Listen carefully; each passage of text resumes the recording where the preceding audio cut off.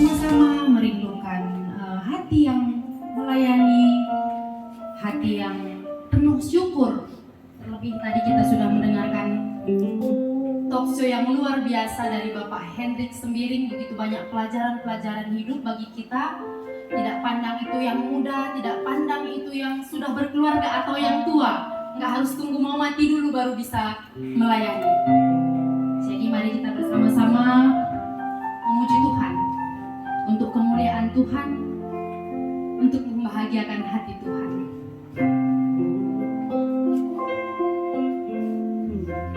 Berikan pada kami hati yang mengasihi, jiwa-jiwa yang belum mengenal kasih Bapa. Mereka yang dalam gelap, mereka yang tersesat, hati kami iba seperti hati-Mu Yesus. Tuhan, ini tugas kami, beri keberanian bagi kami. Taruhlah roh yang rela melayani dan menyenangkan hati Tuhan, itu yang ku ingini.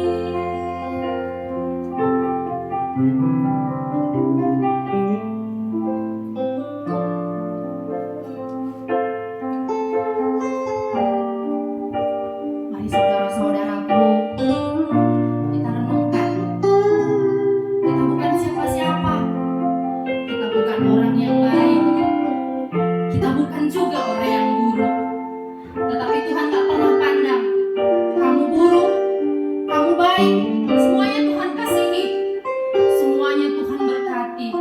Bukan karena kamu siapa, tetapi karena kamu adalah anak-anak Tuhan.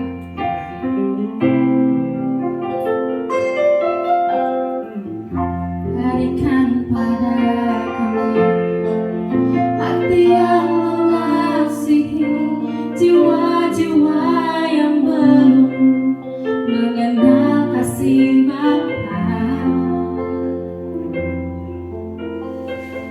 Mereka yang dalam gelap, mereka yang tersesat, hati kami iba seperti hati-Mu Yesus. Tuhan, ini tugas kami, beri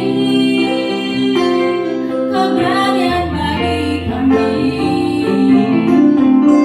Taruhlah roh yang rela melayani dan menyenangkan hati Tuhan, itulah ku ingini. Tuhan, ini tugas kami, beri keberanian bagi kami. Taruhlah roh yang rela melayani dan menyenangkan hati Tuhan, itu yang kami ingini. Dan menyenangkan hati Tuhan, itu yang ku ingini. Haleluya, terpujilah Tuhan.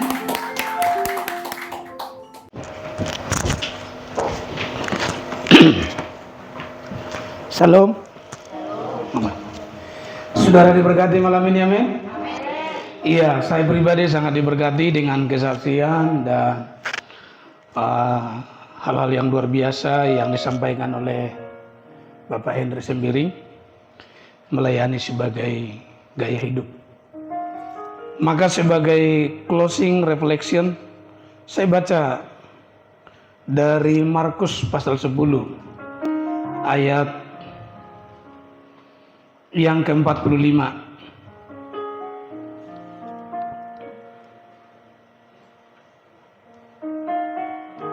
Dikatakan begini, karena anak manusia juga datang bukan untuk dilayani, melainkan untuk melayani dan untuk memberikan nyawanya menjadi tebusan bagi banyak orang. Saudara, melayani berarti suatu kegiatan yang dilakukan untuk membantu orang lain atau memberikan diri kita untuk menolong orang lain. Sama seperti yang Yesus katakan, aku datang bukan untuk dilayani, tetapi untuk melayani. Bahkan dalam kitab Matius 20:28 dikatakan, sama seperti anak manusia datang bukan untuk dilayani, melainkan untuk melayani dan untuk memberikan nyawanya menjadi tebusan bagi banyak orang. Maka definisi melayani adalah suatu tindakan yang dilakukan secara sadar, baik melalui perkataan atau perbuatan yang tanpa beban, untuk memberikan pertolongan kepada orang lain dengan tulus ikhlas, dengan satu tujuan, untuk menyenangkan hati Tuhan dan membuat orang-orang di sekitar kita menjadi bahagia. Itu sebabnya saudara, melayani itu adalah suatu anugerah, merupakan suatu kehormatan besar. Kita orang berdosa justru dipilih, dipanggil, ditetapkan oleh Tuhan untuk melayani Dia. Tuhan di atas segala Tuhan, Raja di atas segala raja. Siapakah kita? Kita bukan orang hebat, tapi orang yang tidak hebat pun bisa hebat bila berada di tangan yang tepat, yaitu Sang Penjunan, Tuhan Yesus Kristus. Saudara, siapakah yang dipanggil? Mungkin Anda berkata, oh saya tidak punya kemampuan untuk itu, saya tidak punya talenta untuk itu, saya tidak punya karunia untuk itu. Tapi hari ini saya mau katakan kepada kita, semua yang percaya kepadanya adalah orang-orang yang dipilih untuk melayani Dia. Tidak pandang engkau memiliki kehebatan, kelebihan atau kemampuan. Tuhan tidak mencari orang hebat, tapi Dia mencari orang yang rendah hati dan mau menyerahkan hidupnya kepadanya. Karena orang-orang seperti itulah yang Tuhan pakai secara luar biasa menjadi berkat bagi orang lain. Ingat ketika satu kali ketika Musa dipanggil oleh Tuhan, Dia berkata kepada Musa, Musa, apa yang ada di tanganmu? Tongkat Tuhan. Sepanjang perjalanan Musa, ketika dia memimpin bangsa Israel keluar dari Mesir, Tuhan selalu berkarya dengan tongkat yang sama. Itu artinya, bagi Tuhan, siapapun kita bisa melayani Tuhan. Amin. Saudaraku, melayani sebagai gaya hidup, artinya pelayanan itu bukan hanya sekedar sebuah pekerjaan, sebuah jabatan, atau bukan hanya sekedar sebuah rutinitas, tetapi melayani itu sudah merupakan menjadi bagian dari hidup kita, sifat kita, karakter kita, perilaku kita. Bahkan saya bisa katakan bahwa melayani itu sudah menjadi style kita, sehingga dimanapun kita berada dan dengan siapapun, kita menjadi orang-orang yang rela hati untuk melayani Tuhan. Saudaraku, ada satu cerita sebelum saya tutup.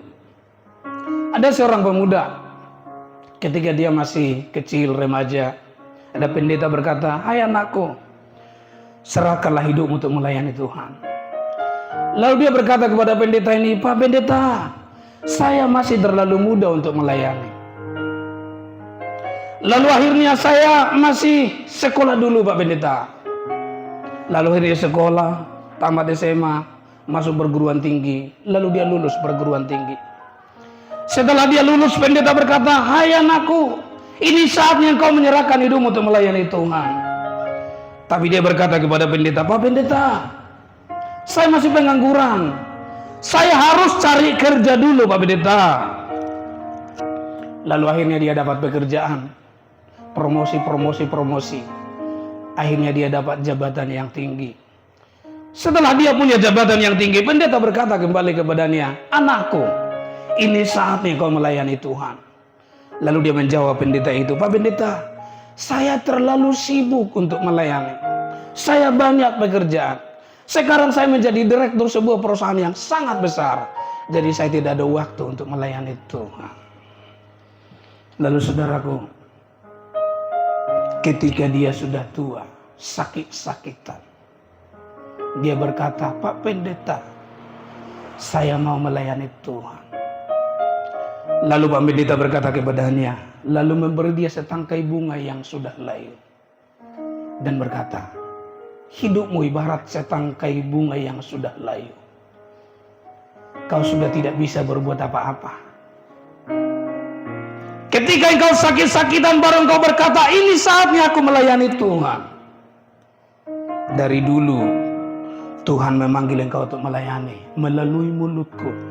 Tapi engkau berkata, terlalu muda, terlalu sibuk, dan lain sebagainya. Lalu akhirnya dia mati dan tidak pernah melayani Tuhan." Saudaraku, jangan sampai kita mengalami hal yang sama. Saudaraku sekalian, bagi yang ada di tempat ini maupun yang menyaksikan acara ini secara live, mari responi panggilan Tuhan untukmu. Selagi masih ada waktu dan kesempatan sebelum terlambat. Jangan tunggu hari esok, putuskan hari ini. Katakan, "Tuhan, ini aku. Kuserahkan hidupku padamu. Pakailah hidupku. Aku mau melayani Tuhan. Selagi aku ada kesempatan dan waktu seumur hidupku." Mungkin kau merasa keadaanmu hari ini lagi sulit, susah. Kau merasa resah, bimbang, dan merasa takut akan masa depan yang tidak pasti. Atau mungkin kau merasa bahwa engkau adalah orang yang paling berdosa, paling jahat di dunia. Tapi dengar ini, engkau berharga di mata Tuhan. Semua dosamu telah tuntas dibayar lunas di kayu salib. Hari ini engkau harus tahu bahwa engkau telah dipanggil, engkau dipilih, engkau ditetapkan oleh Tuhan untuk melakukan sesuatu bagi Dia. Dia tidak memandang engkau, Dia tidak memandang keadaanmu, Dia tidak memandang latar belakangmu, tapi Dia mau engkau datang kepadanya, menyerahkan hidupmu. Karena itu, saya mengajak kita semua yang ada di tempat ini maupun yang menyaksikan secara live, mari datang pada Tuhan. Mari kita layani Tuhan. Mari kita jadikan pelayanan itu sebagai gaya hidup, menjadi sifat, karakter, dan perilaku kita setiap hari. Sampai suatu kali kita akan mendengar suara Tuhan berkata, "Sabaslah hai hambaku yang setia, nikmatilah kemuliaan Tuhan." Selamat melayani. Tuhan menyertai kita sampai kesudahan segala zaman. Percayalah, setiap Anda rela hati melayani, ada Tuhan bersamamu. Kiranya Tuhan memberkati kita sekalian. Melayani, melayani. Mari kita sama-sama bangkit berdiri. Lebih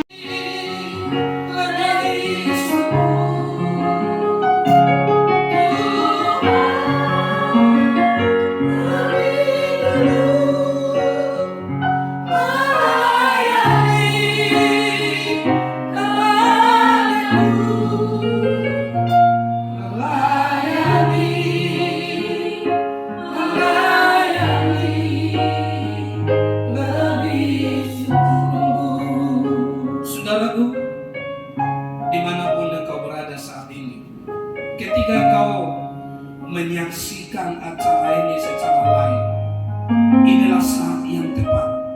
Serahkan hidupmu pada Tuhan. Terima kasih Tuhan, kami bersyukur malam ini buat rahmat-Mu, buat anugerah-Mu yang besar buat persekutuan kami.